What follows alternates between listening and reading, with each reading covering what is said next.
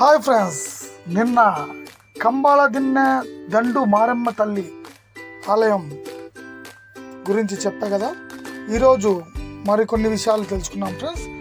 ముందుగా నా వెనకాల నిర్మించింది కంబాల దిన్నె దండు మారెమ్మ తల్లి నూతన ఆలయము. దీని విలువ దాదాపు 2 కోట్లు పైమాటే. చాలా అద్భుతంగా ఈ ఆలయాన్ని పునర్నిర్మించారు.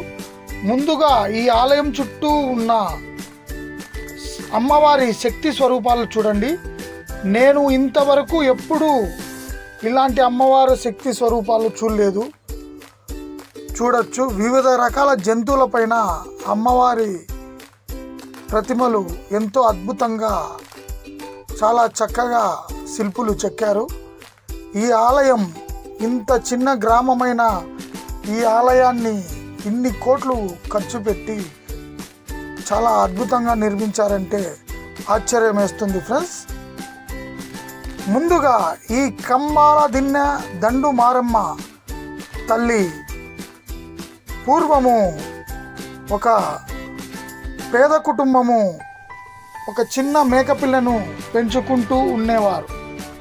ఆ మేకపిల్ల తప్పిపోతే ఈ మారెమ్మ తల్లి దగ్గరికి వచ్చి వేడుకుంటారు. వేడుకున్నప్పుడు మారెమ్మ తల్లి ముందుగా మీరు నాకు వరి బోనం సమర్పించండి, తర్వాత చెప్తాను అంటే ఆ కుటుంబం వరి బోనం పెట్టినప్పుడు ఈ మారెమ్మ తల్లి పలానా దిక్కున మీ మేకపిల్ల ఉంది పోండి అని చెప్పాక అక్కడికి వెళ్ళి చూస్తే వాళ్ళ మేకపిల్ల దొరికింది. కావున అప్పటి నుంచి ఈ మారెమ్మ తల్లి మహిమ ఉన్న తల్లిగా అక్కడ గ్రామ ప్రజలు చుట్టుపక్కల వాళ్ళు ఎంతో అమ్మవారిను కొలవడం మొదలు పెట్టారు. తరువాత గండికోట రాజు సైతం తన సైన్యాన్ని మారెమ్మ తల్లి దగ్గరికి వచ్చి ఒక దండుగా ఏర్పడి అమ్మ అనుగ్రహంతోనే యుద్ధానికి బయలుదేరేవారు.